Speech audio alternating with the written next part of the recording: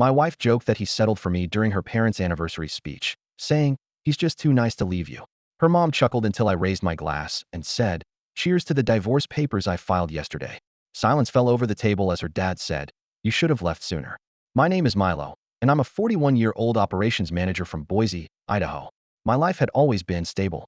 Not exciting, not awful, just a steady routine of early mornings, coffee in a chipped mug, managing warehouse logistics, eating leftovers for dinner, and watching the same reruns until I fell asleep on the couch. Brick, my dog, a lazy old retriever, was usually the only one awake with me, his eyes following me around like he knew more than he could say. I married Cassandra when I was 29 and she was 27. We met at Boise State during one of those continuing education evening classes. She was striking dark hair that caught the light like polished wood, a voice that made people stop what they were doing just to listen, and a laugh that seemed to fill a room. When she picked me out of that class full of people and started talking to me, I felt like I'd won something I didn't deserve. She had ambition, wit, confidence, and me? I was just a guy who showed up on time and tried not to take up too much space. Our relationship moved fast. She liked that I was dependable, and I liked that she made life feel interesting. Her family didn't think much of me. I wasn't well educated, didn't have a real career, and according to her mother, Donna, I lacked presence. But Cassandra pushed back against them, and I mistook that for loyalty. When we got married, her parents gifted us a toaster oven and a thin smile. I ignored the signs. I always did. For a long time, I believed that was love, just pushing through, letting things roll off your back, making yourself smaller so the other person could shine brighter. And Cassandra did shine. She had a good job in marketing, friends who adored her, and this way of making people feel like they were lucky just to know her. But over time, the way she talked to me shifted. In public, she'd make jokes always harmless, always with that tone that made everyone else laugh. It started small.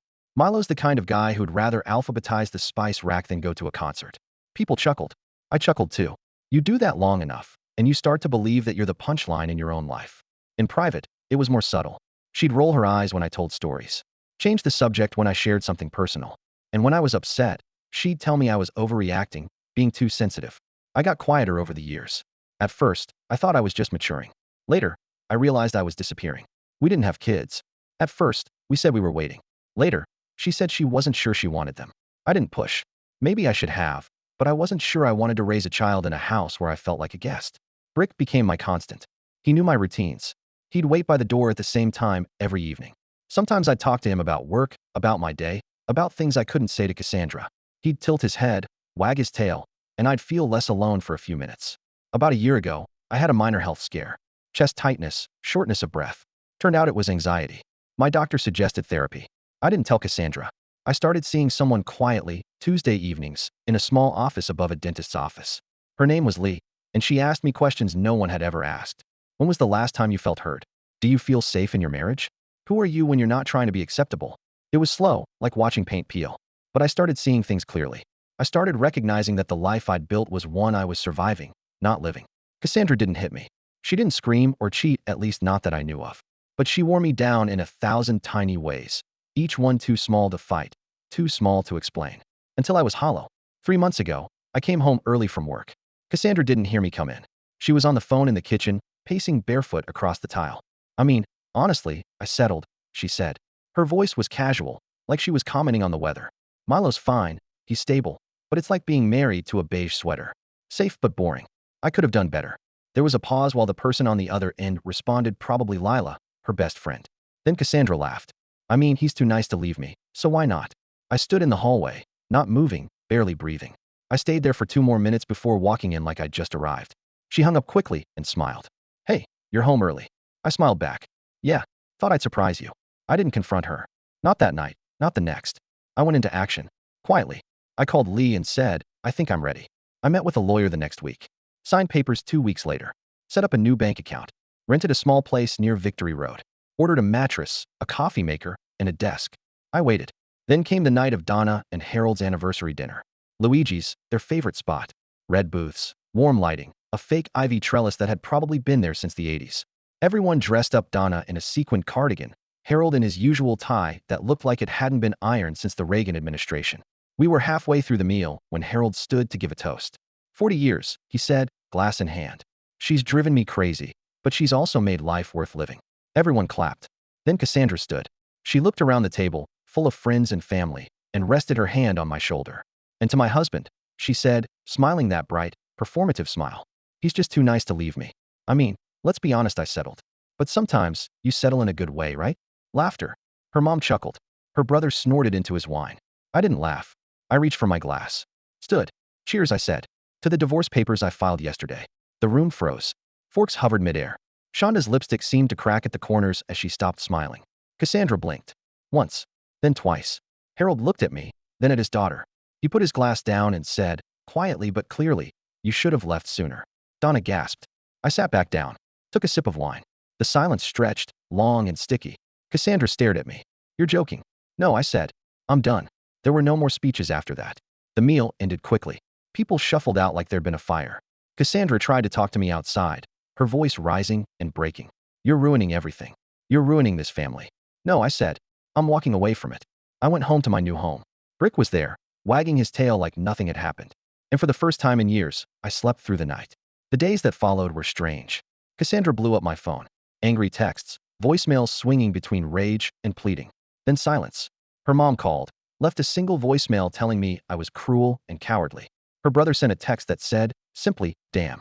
And then, out of nowhere, an email from Harold. Subject line, about dinner. Body, proud of you. Takes guts. I didn't reply, just stared at the screen for a while. Then I took Brick for a long walk through the north end, let the cold air clear my head. I was alone now. Completely. No backup, no partner to check in with, no shared calendar. It was terrifying, but it was also mine. I started doing small things. Cooking actual meals instead of microwaving whatever was in the freezer. Hanging up pictures. Painting a wall. I bought a plant and named it Fred. I joined a local hiking group. Said yes to book club. Not because I liked books yet, but because someone asked. And one Saturday morning, while walking Brick at the farmer's market, a woman complimented his bandana. Her name was Fern. She had silver-streaked hair, hands that looked like they worked hard, and a smile that wasn't trying to prove anything. She sold peaches. We talked. I don't know what this is yet. I'm not trying to name it. But I know what it's not. It's not a joke at my expense. It's not a half-life. It's not being tolerated. I'll stop here for now. But it's not the end. Not even close. Fern wasn't like anyone I'd ever met before. There was something quiet about her, intentional, grounded, but not in the way that made you feel boring. It was the kind of quiet that made you want to listen, like she knew how to say things only when they mattered. She ran a small orchard with her sister just outside of Caldwell. Came into town on weekends to sell fruit, honey, and homemade jam. She smelled like rosemary and always had bits of soil on her hands. The kind of woman who didn't apologize for being real. We started running into each other more. It was small talk at first, comments about the weather, Brick's never-ending appetite, her frustrations with tourists at the market. Then one weekend, she offered me a warm peach muffin from her stand and said, you always walk by, but you never stay long. You got somewhere better to be? I didn't. We sat on the curb and talked for hours. No expectations. No pressure. She never asked too much, never assumed too little. I told her pieces of the story, not everything at once. She never pushed. I found myself saying things I hadn't even told Lee, my therapist. Things like, I forgot what it feels like to be liked, or I spent a decade thinking love was supposed to feel like survival. Fern listened. She had her own stories to a marriage that ended when she was 39 after her husband left her for a younger woman from his office. 2 kids who were now in college. One studying nursing, the other trying to make it as a musician in Seattle. She'd been on her own for a long time and had made peace with it. She wasn't looking for anything either. Just connection. There was no big turning point. No kiss in the ring. No dramatic confession. It was just showing up. Every Saturday. Then some Wednesdays. Then dinner one Thursday because she made too much soup and thought I might want some. Then one Sunday she called and said, the truck's stuck in the mud, and I don't trust the neighbor to tow me out. He drives like he's got a death wish. So I went. We got it unstuck. She handed me a cold beer afterward, and we sat on the tailgate in silence as the sun dipped low behind the hills. That kind of quiet? I never knew it could be enough. Meanwhile, Cassandra wasn't done. I started getting letters, handwritten ones. At first, they were angry. You blindsided me. You humiliated me in front of everyone. After everything I did for you, this is how you repay me? Then they shifted to guilt. I was going through a hard time. I didn't mean what I said. Can't we just talk before we throw away everything? She even showed up at my work once. Waited outside the warehouse. I saw her standing there next to her car, arms crossed, sunglasses on even though it was cloudy. She didn't say anything when I walked up, just handed me an envelope. Inside, a wedding photo and a note that said, remember this? I did remember, but not the way she meant. I remembered how she made fun of the photographer's assistant because she had a lisp, how she complained about the flowers clashing with her shoes, how she snapped at the caterer for putting too much dressing on the salad. That memory didn't make me feel sentimental. It made me feel tired. I started wondering how much of my life I had spent pretending I was okay. There were things I missed, of course. The rhythm of familiarity. The ease of knowing how someone likes their coffee. The way Cassandra used to hum when she brushed her hair, or the soft tap of her fingers against the steering wheel when she was deep in thought. Not all of it was bad. But when I missed her, I reminded myself. I didn't leave because she was always awful. I left because I was never whole. I brought some of those thoughts to Lee during therapy. Is it wrong to miss parts of something that wasn't good for me? I asked. No, she said. That's what makes grief complicated. There was grief. Not for the loss of Cassandra, but for the version of me who tolerated being reduced for so long. I mourn the years I can't get back, the milestones we never reached, the self-worth I let wither. One evening, as I was organizing the small bookshelf I'd finally put together in the new place, I found an old journal from when I was 25. I flipped through it, reading my younger self's scribbled dreams. Travel, a big family, a workshop where I could build things, starting a business with someone I loved. None of that had happened, yet I didn't feel hopeless. Just paused. I started to feel a pull I hadn't felt in years. Not a pull toward someone, but toward something. Toward becoming. That's when I started tinkering again. I turned the small shed out back into a workspace. Picked up old tools. Began refinishing furniture, a hobby I'd abandoned early in my marriage because Cassandra thought it was messy and pointless. I posted one of my projects, a hand-sanded coffee table, on a local community board. Someone messaged to ask if I could make a similar one. Then another. I wasn't trying to build a business, but something was building anyway. I felt alive in a new way. Not all at once, not dramatically, but in those small, steady moments where I chose myself. When I said no. When I said yes. When I stayed. When I walked away. One night, Fern came by with a pie she'd baked. It's still warm, she said, handing it over like it was nothing. We sat on the porch, brick at our feet. It was quiet again, but not empty. Full in a way I never knew silence could be. She looked at me and said, "You seem different." Not lighter, exactly. Just more. And for the first time, I believed it. The weeks that followed settled into a rhythm. Not the kind of routine I used to live in, one built on avoidance and quiet resentment, but something softer. Grounded. I'd wake up early, feed Brick, make actual breakfast, eggs, toast, sometimes even pancakes if I felt ambitious. I'd put on some music, old folk stuff my dad used to play, and work on furniture in the shed, sanding down uneven edges, measuring wood until the pieces clicked into place. There was something about making things with my hands again that felt like recovering a part of me I didn't even know had gone missing. I started tracking orders in a notebook, just pencil and paper. It felt better that way. Tangible. Real. A woman named Norma commissioned a bookshelf for her grandson. Said she'd heard about me from her niece, who bought one of my tables at the Saturday market. The work came in waves, manageable, slow, but it gave me something to look forward to that wasn't just surviving the next day. Fern dropped by more often. Sometimes with vegetables from her garden, sometimes with nothing but time. She never assumed I'd be free, never made herself too big or too small. Just present. She'd sit on the steps while I worked, reading or sipping coffee. We didn't need to talk all the time. That was new for me, being with someone without feeling like I had to earn my place every second. There was a quiet respect between us, like two people who had been through enough to know not to push too hard. We took a few drives out into the hills when we both had a day off. Fern knew all these little roads outside Boise, places I'd never bothered to explore when I was married. We'd find a trail, walk for hours, stop to let Brick wade into streams. Once we came across a small, abandoned cabin tucked into the trees. The roof sagged, and the floor was mostly gone, but Fern stood there with her hands on her hips and said, "You could fix this place up. Give it a second chance." The words hit me harder than I expected. That night, I sat on the floor of my rental, surrounded by scrap paper and sketches. I wasn't thinking about the cabin anymore. I was thinking about what it meant to fix something, not because it was broken, but because it still had potential.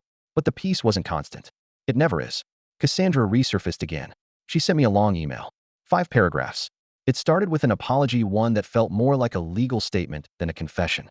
She said she understood now how her words had hurt me, that she'd been under stress, that she hadn't meant the toast at the anniversary dinner literally, that it was supposed to be playful. Then she asked if we could meet. Just once. For closure. I stared at the screen for a long time. I didn't know what closure meant to her. For me, the silence had already started doing its work.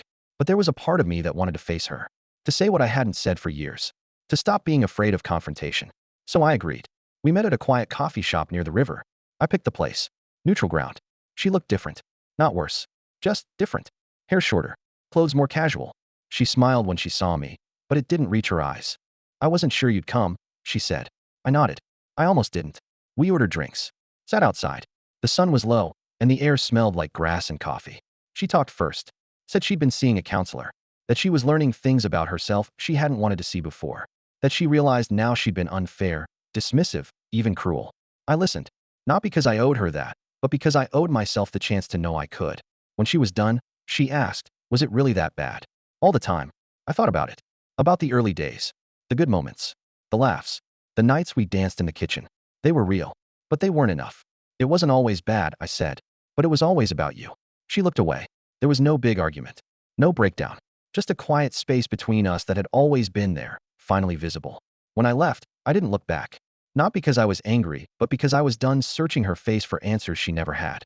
Fern didn't ask about the meeting, and I didn't volunteer the details. We had an unspoken understanding. We were each allowed our pasts. What mattered was who we were now. One night, as fall started to settle over Boise, I invited her over for dinner. I made stew, the kind my mom used to make thick, with big chunks of carrot and potato. We ate on the porch, wrapped in old blankets, brick curled at our feet. I've been thinking about building something bigger, I said. Not just furniture. Maybe a workshop. A real space. Fern smiled. You should. You've got the hands for it. And the heart. I looked at her. At the way her hair caught the porch light. At the quiet strength in her posture. At the ease with which she existed beside me. I never thought I'd start over, I said. You didn't start over, she replied. You started right where you left off. And maybe she was right. There was no map for where I was headed. No guarantees. But for the first time in years, I wasn't afraid of the unknown. I was just ready. The seasons shifted slowly. Fall turned into winter, and the air got sharp and still. I kept working, quietly building up orders, fixing up old pieces that people dropped off with no expectation they'd ever be beautiful again. Sometimes I'd find a note tucked under a table leg or in a drawer. This belonged to my grandfather. Can you bring it back to life? That's what it started to feel like. Bringing things back to life. Word spread. Not fast, not viral, just honest and slow. The best kind. A small article ran in the local paper about the man who makes furniture feel like family. It was corny, but it brought in more calls. One from a realtor who asked if I'd consider staging homes with my pieces. Then a woman from a local magazine wanted to feature me and my workshop in their winter edition. I said yes. Not because I wanted to be known, but because I wasn't hiding anymore. The interview was short. The photographer took pictures of my shed, my tools, the coffee table I'd just finished. I didn't mention Cassandra by name, but I did say this. There was a time when I let people define me. When I thought being quiet meant being weak. I don't think that anymore. The article came out just after the new year. My photo was on the second page. Me and Brick, standing in front of the shed, looking like we belonged there. And that's when the email came. From Cassandra. Subject, so you're a celebrity now? The body was short. Saw the article. Congrats. I guess I underestimated you. I didn't reply. I didn't need to. But karma, as they say, doesn't always knock. Sometimes it walks in through the front door wearing a friendly smile. About a month later, I got a message through my website. A woman named Kim said she was helping her sister furnish a new office for her wellness practice and loved my style. Wanted to commission a full set. A desk, 2 chairs, a table for the waiting room. Her sister's name? Cassandra. I blinked at the screen. Read it twice. 3 times. It had to be a coincidence. It wasn't. Kim showed up at my workshop a week later. Mid-40s, sharp, kind eyes. She walked through the space with a kind of calm curiosity. You really built all this yourself? Yep. You've got talent, she said. Cass said you were good. Didn't expect this level of craftsmanship, though? I paused. Cass. She nodded. My sister. Cassandra Whitmore. There it was. She didn't recognize me. Not right away. I'd lost weight. Changed my hair. Grown a bit of a beard. And my name on the order form? Just M. Granger. I should have said something. Should have cleared the air. But then I thought, why not let her see who I am now through someone else's eyes? So I took the order. Gave Kim the design mock-ups, the quote, the timeline. When the pieces were finished, I delivered them to a downtown office on a crisp Saturday morning. Cassandra wasn't there. Her assistant opened the door. I set up everything: polished wood, clean lines, soft upholstery, and calming earth tones. My best work. 2 weeks later, I got an email. From Cassandra. Subject, was that you? Just one line in the body. You made those pieces, didn't you? This time I replied. Yes. She responded almost immediately. They're perfect. I waited a moment, then typed. Thank you. I don't do discounts for family anymore. I never heard back. Fern laughed when I told her.